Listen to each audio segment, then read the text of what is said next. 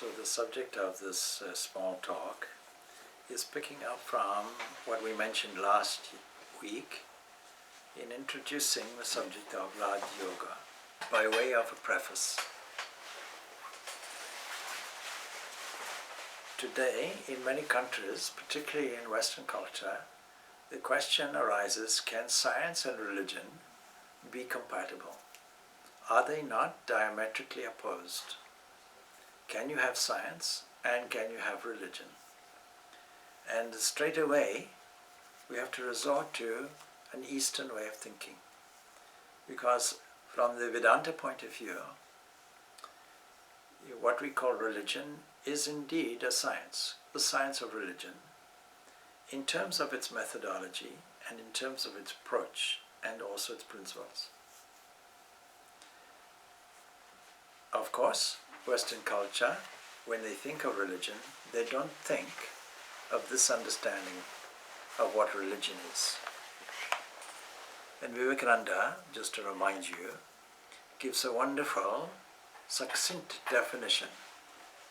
Each soul, he says, is potentially divine. The goal is to manifest this from within.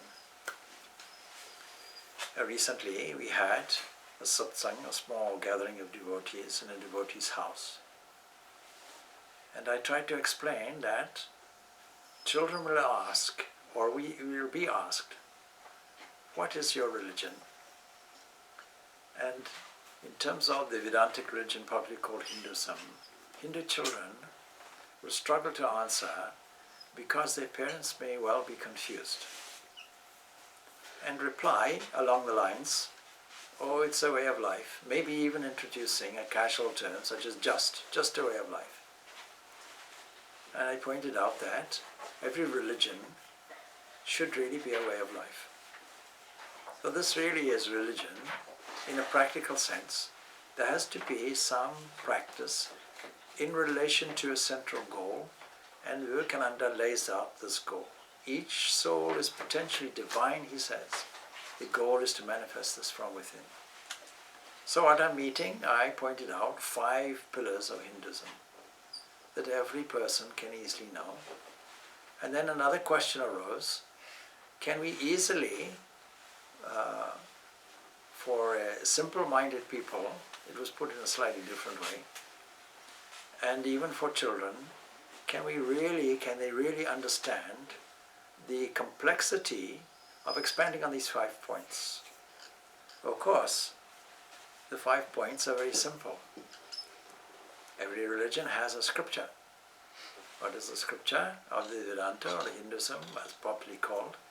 We believe in the authority of the Vedas. Our scripture is the Vedas. Secondly, we believe in the divinity of the soul and one supreme being. Thirdly, we believe in the causality of nature. There is a causal aspect to it. Next, there are 4 methods. Choose your own. And 5, all paths are true. There's nothing very complex about that. Any child can pick that up and run with it. But even if that becomes too complex, you can reduce it just to this small statement. Each soul is potentially divine, and the goal is to manifest it from within. One simple statement encapsulates the whole essence, not just of one religion, but all religions. So when we define religion, we define it this way, that there is a goal to it, and the reason for it is because of this inherent divinity in man. If everybody knew this, if everybody understood this, if everybody understood the internal nature of nature itself, then people's outlooks would change and their behavior would change along with it. If I see in religious language God in you, then how will I harm you? And if I see God in all objects, then what will I steal? So immediately we have a principle of morality coming in, really just based on this simple principle, that each soul is potentially divine. And that goal is to manifest that from within. It's already there. It doesn't have to be sought from elsewhere. We don't have to go to a divine shop and purchase it. we don't have to wait expectantly and ask, when is this divinity coming to me? Look out the window, is it there, is it there? No. Swamiji, why potentially? Why not each soul is divine? Why the potential? Because we don't know it. If we knew it, we could say adamantly, each soul is divine. But our feeling is not like that. So we have to take into account the relative nature of our experience. If you ask, you see a plant, see, are you a tree? It may say, the seed may say, no, I am potentially a tree. If you say to clay, are you a pot? No, I am potentially a pot, or the reverse in this case. You say to a pot, what are you? I am a pot. As long as I understand I am a pot, there's no possibility of understanding I am clay. I am the substance. So our feeling is that we are here and have to be there. And that's a beginning position that any beginner will use, with any beginner language will use. But it's important to say the potential is there. Potential means it's there already. What is a potential? What is potentially in a seed? It's a tree. But the tree is not fully manifest yet. So to manifest that from within, it goes hand in hand with the language of potentiality. That's the idea. Of course we can declare, thou art that. But that would be very dangerous, because what do we mean by that? Everybody assumes it means the ego, that is, the personalization of an individuality that says, I do this, I do that. Somebody in reactive mode, somebody within learning mode, some individual that has a family, a bank balance, good looking, bad looking, have all the characteristics that a person embraces, a certain personality type, and so on. This is so well entrenched in us, it's difficult to understand this tremendous depth that we call divinity. So we start off from an assumed separated position, and we move on from there. And of course, in that there are three approaches. One approach will say, I am separate, but there is a divinity that I hope to be united with, a kind of mystic union, but maintaining my separateness. There's one position. The position of dualistic religions. And Hinduism is not immune from that either. So there's a dualistic approach. And then that develops more. And we have what is a kind of connectedness and disconnectedness simultaneously happening, like a spark and the fire. I'm a spark of the divine, that aspect. And then finally a realization, I and the Father are one. I am one with that. There's no separation. There's only a oneness. Now this has been seen by many as three separate and different positions. But Swami Vivekananda unites them all beautifully and says these are supplementary positions, one after the other. The one will yield to the other, actually. Once we engage in a spiritual path, we'll find a growth happens from within.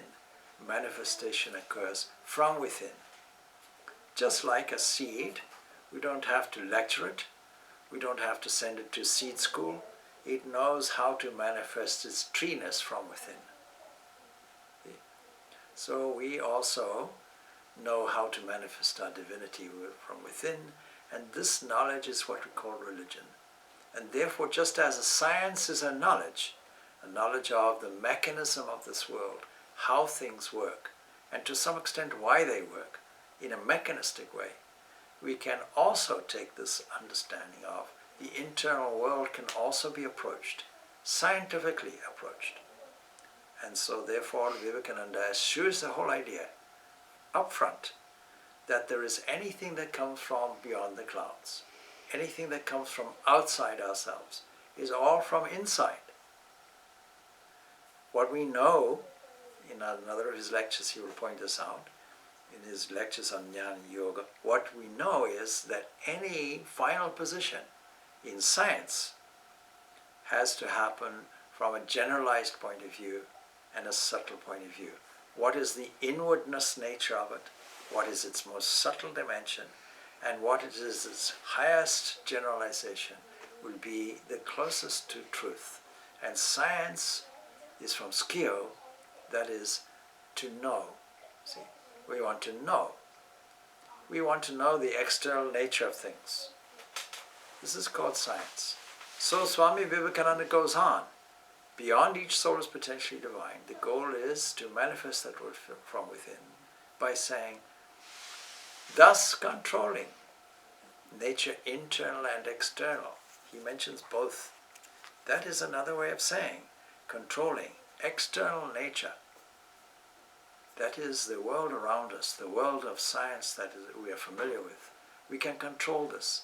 We can translate theoretical science, the science of knowledge and principles and theories and hypotheses, translate it to an applied science that we're all enjoying today.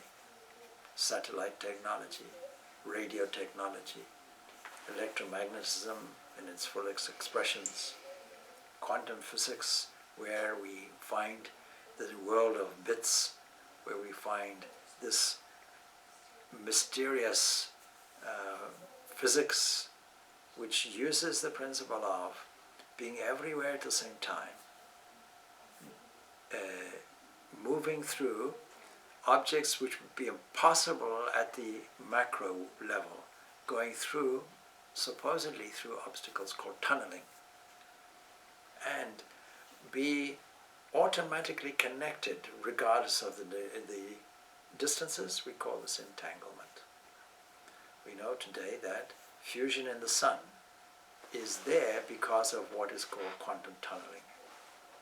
Because if you have two atoms of hydrogen, they will be repellent. They won't like to join together.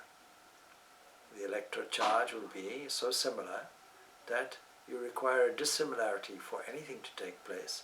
For a marriage to take place, people have to be different. And if people don't accept that, it ends in divorce. So, it's because of quantum tunneling that this fusion takes place, that hydrogen is able to develop into other parts, H2, helium, for example, lithium, deuteronium, and so on. Variations of hydrogen atom that take place because of it. We know in biology that for the photosynthesis to be processed, there has to be quantum biology. That is, the various photons will have to be distributed like waves. Characteristic of waves is there's no particular place there. They're in different places all at the same time, simultaneously. Space and time and movement, in the classical sense, has no room in this world. So this external aspect is there, and science is familiar with it, but making an application from it. And we are benefiting from it. But then there's the internal world, initially approached through psychology, introspection, but there's an even more internal world. And the mind is seen to be that internal world, and it's through that channel, through that avenue, through that psychology, at depth, that we're able to yield this divinity from within. And therefore the subject of Raj Yoga, royal path, is mentioned. And the 9th chapter of Bhagavad Gita also says this is Raja Vidya, a royal science. A royal science and a royal secret also, Raja Guhya. Why should we say therefore it's a science as applied to religion? People don't often think that it is a science. It's because the same methodology is implied. As long as we understand, we can't look for something outside. We have to look for it inside. That's the key. That's the secret. So what's the standard methodology in modern science? Well, there have been some variations in the 20th, 21st centuries, which have led to more theoretical speculation and metaphysics than actual science. Never mind. If we get back to science as it should be, first of all, there's an openness to it. This is away from what is commonly now be called scientism, that you take a dogmatic position in science. And it was there in Vivekananda's day itself, because he mentions the reluctance of some in science not to investigate things beyond the pale of what is accepted as normal and natural. Everything is natural. The yogis accept everything as natural. But the fact that you haven't discovered that natural dimension does not mean that it's supernatural. So when we look at this highest generalization and the most subtle aspect of it, then we are much closer to the truth. And in some cases have discovered already, the most subtlest foundational thing that we have is this subject of this divinity. And when we find it, we'll find it everywhere in a generalized way. That means in a way that describes its substance aspect rather than its name and form aspect. And that it's subtle, that means the senses come back together with the mind is the expression in the Upanishads. We don't get it from learning. We don't get it from books. We don't get it from any other system. We don't even get it from meditation or any of these things. We get it when the mind reveals it. Kathopanishad states, you see, when the self is ready, it reveals it. It's up to the self. Another way of saying it is, it's up to God's grace, is the religious way of expressing it. He whom the self chooses is the expression of Kathopanishad. Why do we make these interpretive mistakes about the world? It's because, again referring to Kathopanishad, it seems that the senses were designed like windows so that the viewer, the seer, looks outward, has no other option but to look outward. Pierced openings, that's the description used. But one wise person here and there reverses the process. Instead of looking outward, they look inward. And when they look inward, of course, what do they discover? This inward divinity which is there. Scientific method is not knowing it. We find some credible source from somebody who says, I know it, or at least I have a decent hypothesis about it. Who are these great scientists in religion, in the field, science of religion? These are the great mystics who have said, I have seen, I know. Swami Vivekananda points out that every great religion has one characteristic, they have a book. But what is the importance of a book? It's a record from somebody who has some experience. All our knowledge comes from experience. Our experience of what? I have seen God. So that in a conversation with Vivekananda, as Narayan and Ramakrishna, having asked everybody, have you seen God? Have you seen God? I'll only accept if somebody says yes, convincingly. Nobody could say. Only Ramakrishna could say, yes, I have seen. Not only have I seen, I see it now. Not something in the past. Now I see it. And more clear than seeing you sitting there. And then there's so important follow-up ingredient. You also can see it. This is a scientific approach. Through the laboratory of the mind, somebody has made an experimentation which we call spiritual practice sadhana. Done it to such an extent, so thoroughly, that they found out the yea and nay of it. And they've become a Gnostic, that is a knower. Versus an agnostic who says, I don't know. I don't know and leave it there. No. Let's pursue it from a different point of view. Not from the external scientific methodology that you use.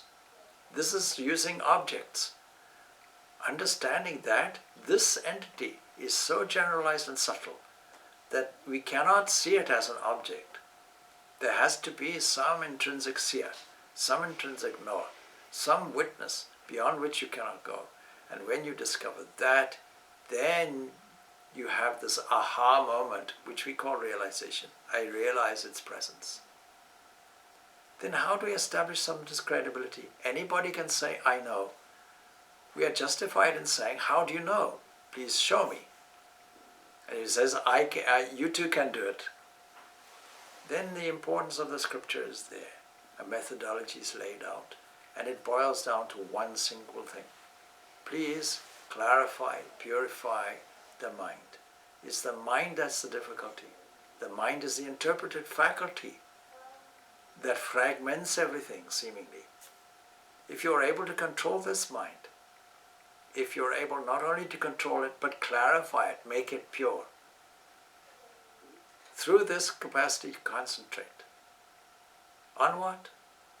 On this very entity, assuming its existence, having some faith that there's a credible authority somewhere. Testing it out. And then repeating the experiment for yourself. Supposing you have no idea what water is and somebody says it's 2 parts hydrogen, 1 part oxygen. Supposing you have a highly skeptical nature, don't take it for granted. And then you say, so how will I make sure that you're telling me the truth? It's all easy. Here's hydrogen and here's oxygen. Now please make a mixture. We do it in a test tube, combine the gases and use a condenser and see what comes out. Then lick it and taste it. What does it taste? Oh, it's water. Yeah, fine. Now you have verified it for yourself. This process, therefore, of initially credible authority, then a methodology to verify it, and then finally an inference along with it that endorses this credibility. If you see smoke happening over a hill, then you may well infer very reasonably that there's fire there. You may see the flames. So that's the statement. There's no smoke without fire. This is called inference. This world is present, running in a rhythmic way. What is the inference? The inference is that there's some entity that governs it, that sits behind it. That's an initial reference called religion. Then how do you verify that? So this system says, don't look to the outside, because all the truth comes from inside. Look for it inside. And inside what? Inside a tree, inside a flower, inside a person, and inside you. That's why the initial question to the children was, so where is God? And your daughter gets it. Yes, it's here. She says here, but you move the finger down a little bit, and then now you have this meditative way of viewing it. In the Upanishads described it as the size of a thumb, you see, and like a light, like an unwavering, non-flickering flame, something like that. That gives you the capacity now to center your attention on there. But the principle is, it's inside, it's nothing from outside. So in this way, we find that religion is a science when followed along these lines, and not a science when there's an assumption that some governing entity sits above the clouds, outside the whole thing. And that may be a good beginning position, but it also leads in a scientific way to discrediting religion. And when that religion insists on dogmas and doctrines, then there's a difficulty. And so Vivekananda doesn't leave it there. He goes on to say, do this either by, and he gives out the experimentation, either by sanctified work, approaching work in a different way, not being disturbed by all the inherent stressful results that we get from activities, or by worship, steering all the emotions in a divine way, or by psychic control, this Raja Yoga. That is, we can control the mind in a very direct way. That is why it's Raja Yoga, it's a royal path, because all paths will be a method of psychological control. A clarification like that is through meditation, concentration. Or by philosophy, not just philosophizing, but taking the principles and a practical philosophy that distinguishes between what I'm looking for must be absolutely permanent, must be absolutely fixed, cannot waver, cannot change, cannot appear and disappear, cannot be of a momentary nature. And therefore, I have to look for that. Is there such a thing in this world? There must be such a thing in me because I assert I exist. And if I exist, then it must be a permanent existence. It cannot be any vague coming and going. It cannot be subject to space or division or time or change. None of these things. Is there something like that? Let me investigate it. Then he says, by one or more or all of these, and be free. But more importantly, he takes away this common misunderstanding of what is religion. What religions themselves misunderstand is what is religion, and causes divisions, and says that literally, this is the whole of religion, he says. Nothing more to add to it. But within that will be certain variations, which may be helpful, but if you think that you have to give primary or primacy to them, they become damaging, destructive, and weakening in many cases. So what is that?